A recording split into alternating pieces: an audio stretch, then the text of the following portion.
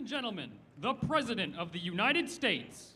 Donald Trump's political affiliations may have changed down the years, but there's one policy he's clung to since the 80s: tariffs. Today, as he emerged into the Rose Garden of the White House, greeting the party faithful,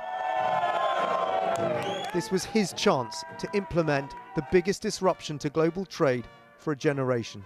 My fellow Americans, this is Liberation Day. Waiting for a long time. He started in typical combative style. Foreign leaders have stolen our jobs, foreign cheaters have ransacked our factories, and foreign scavengers have torn apart our once beautiful American dream. We had an American dream that you don't hear so much about. You did 4 years ago, and you are now, but you don't too often, and for many years and decades even, you didn't hear too much about. Our country and its taxpayers have been ripped off for more than 50 years, but it is not going to happen anymore. Perhaps to the relief of some countries, he stopped short of a blanket tariff on all goods, instead announcing tit-for-tat tariffs on countries who've applied trade barriers to the US. In a few moments, I will sign a historic executive order instituting reciprocal tariffs on countries throughout the world. Reciprocal, that means they do it to us and we do it to them. You know, you think of the European Union, very friendly, they rip us off. It's so sad to see. He then clarified precisely how much each country would pay with a helpful chart showing most countries will pay half the tariff they charge the US. Halfway down the chart, the United Kingdom, with a far lower tariff than the EU. United Kingdom, 10%, and we'll go 10%, so we'll do the same thing. For some countries, these numbers might not be as high as they feared, but this is still a major disruption to the way global trade is conducted. Dan Rivers, News at 10, Washington. Dan, we woke this morning to talk of a potential 25% tariff for all countries. This is not that. What is your initial reaction to what we've just heard?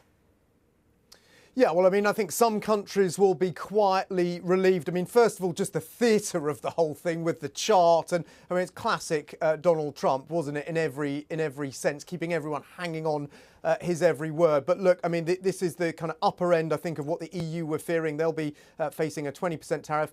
For the UK, well, it's the lowest of any G7 nation at 10%, a ceiling of 10%, whereas others will face that as a baseline. One source I've spoken to said this was broadly in line with their expectations. They pointed out that the UK is in the middle of negotiating a closer economic partnership with the US, and they hope that that will be improved. But look, the markets are not reacting particularly positively to this. The futures on the big indexes here, the Dow Jones and the S&P, are all down sharply. So we'll wait to see what happens tomorrow in terms of economic reaction around the world.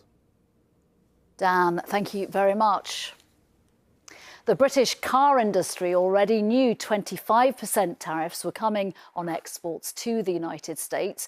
President Trump confirmed they will start in a few hours' time. The 10% tariff on other goods will still hit hard. The Scotch Whisky Association said tonight it was disappointed. The Federation of Small Business said it will do untold damage. The Confederation of British Industry called today's announcement deeply troubling. Liberation Day in Birmingham. Here they spent it making taps, as they have done for more than 200 years. This company has seen trade disputes come and go, but today almost half of everything they sell is shipped to the United States. Tariffs of 10% are going to hurt, but this company wants the government to turn the other cheek. It wants a trade deal, not retaliation.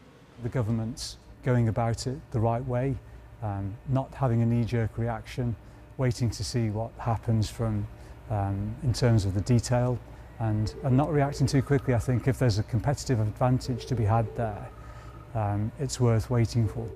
In the year to September 2024, the UK sold £58 billion of goods to the United States. Our top export by value was cars, followed by medical and pharmaceutical products, power generators, scientific equipment and aircraft.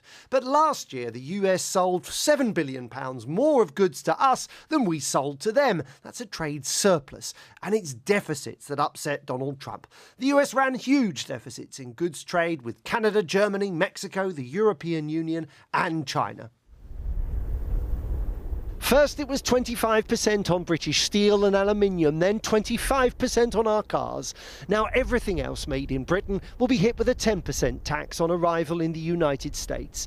The Prime Minister says now's a time to be calm and pragmatic, but the softly approach hasn't paid off yet. And even if the government gets the economic agreement with the United States it wants, the Chancellor warned MPs today that our economy will be damaged in the event of a global trade conflict. We are an open trading economy and depressed demand from overseas because of tariffs, higher inflation overseas because of tariffs has a direct impact on the UK, whether we are subject to tariffs or not. The question tonight, does the UK need to get more aggressive? Should it retaliate? There is a good reason to retaliate, but at the same time, we want to make sure that the UK government protects those UK industries that rely on imports from the US, but also the consumers, and retaliate in a way that's appropriate. Donald Trump works on a personal level, but his personal links with Scotland, grounded in his ancestry, didn't shield Scotch whisky manufacturers from tariffs in his first term as president. In 2019, sales fell by £500 million. In Dumfries and Galloway, they've been stockpiling just in case. We do have stock over with our suppliers in the 4 states that we're already dealing with. And again, speaking to them, they do have plans to make repeat orders within the next couple of quarters. It's just going to be a case of how big those orders are actually going to be. 10% on Scotch whisky is lower than the 25% Trump imposed last time, but it's bound to affect sales. Tonight, it's a case of stiff drinks all round. Joel Hills, News at 10.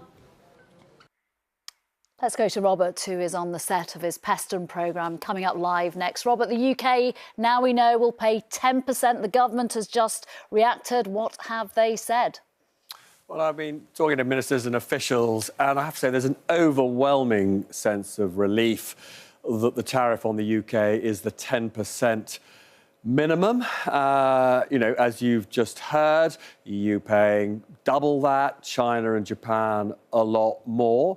But this may still cost lots of jobs, and we shouldn't forget that there are 25% tariffs coming in tonight on motor cars, very important exports to America of our motor cars, and 25% on steel. So the government says, yes, this is better than other countries, but they are still working desperately hard to do a trade deal with Washington, with Trump, to get lower tariffs. They want a technology deal at the centre of that, according to my sources. However, tonight it is very unclear precisely what Trump himself is prepared to negotiate on. If you listen to him today, it did sound as though that 10% was a floor, not a ceiling. British ministers do believe that both the 25% on cars and steel and the 10% may be capable of being negotiated down. One final point,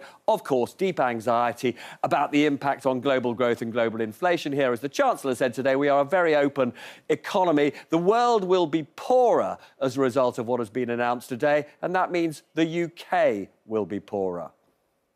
Robert, thank you very much. Thank you. Let's go to James in Brussels now. James, a 20% tariff for the EU. What does that mean? How might they react? Well, at least they know what they're dealing with, and I suppose it could have been worse, though it will, of course, be very painful. The first thing they're going to announce, I think, is a package of measures to help those affected by the tariffs, but then there will be retaliation. Germany and Italy both today, both big exporters to the US, saying, look, don't get this into an escalatory trade war. And I think here in the Commission who run these things, that's pretty much their view. But they also respect what Mark Carney, the new Prime Minister of Canada, has achieved in terms of standing up to Trump. And they see that basically, you know, if you show weakness to Trump, it doesn't get any better. There will, of course, be retaliation. Probably against services. They will continue negotiating, but as I say, it's very hard to negotiate with the Americans at the moment. That figure they have for EU tariffs against American products of 39%, well, the real figure is somewhere in the low single figures. What they've done there is include non-tariff barriers like not accepting chlorinated chicken or hormone beef, and they've also said that VAT is a trade barrier against America, despite the fact that it's imposed on all goods, whether imported or not. So from that point of view, they say it's very, very hard to negotiate with people who take those sort of positions. James, thank you very much. Let's get more from Joel now. It feels like the UK has dodged the worst case scenario, but change is still coming. Yeah, I still think this is quite bad. I mean, Trump mentioned reciprocal tariffs. This feels like actually it's a blanket tariff of 10% on all countries. And that it's designed there to be in place to raise tax revenue for the US exchequer to enable them to fund tax cuts and to, as Trump was alluding to, sort of encourage companies to produce more inside the United States. It's designed to stay, not to be negotiated down. If the UK government does manage to get a carve out, it would be quite a diplomatic coup. 10% the government seems happy with it, sees it as a vindication of the approach. Jonathan Reynolds saying tonight the US is our closest ally, so our approach is to remain calm and committed to do this deal, which we hope will mitigate the impact of what has been announced today. Car makers will be really worried about what happens next. The UK car industry is already in the doldrums. Flat sales in Europe, falling sales in China. This is the last thing they want. They will be knocking on the government's door tomorrow, I suspect, asking for support and the reassurance that these things are not going to be in place for very long.